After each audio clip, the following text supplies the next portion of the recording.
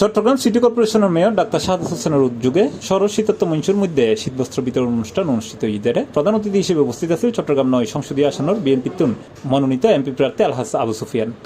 এখন ভোটের মৌসুম, কিন্তু ভোট চাওয়া যাবে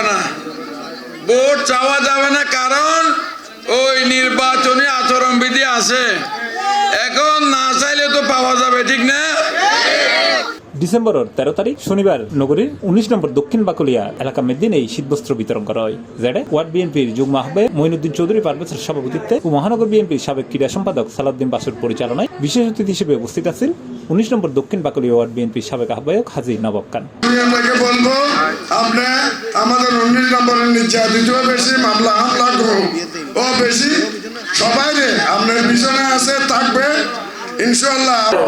আমাদের দাঁড়িয়ে শীতের মাঝখানে যে এলাকা থেকে রাজনীতি শুরু করেছেন, আপনাদের মাঝে ঘরে ঘরে যে তাদের চিনতেন, তো আসামের মানুষের মাঝে কম্বল বিতরণ অনুষ্ঠান দেশত্রী বেগম খালেদাদের সুস্থতা কামনায়।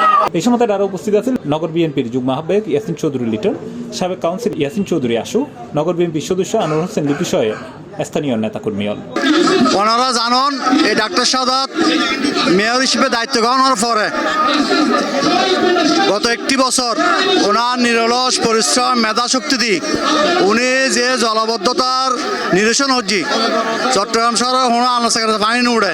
এই সময় এলাকার শতাধিক অসহায় মানুষরে শীতবস্ত্র বিতরণ করা হয়।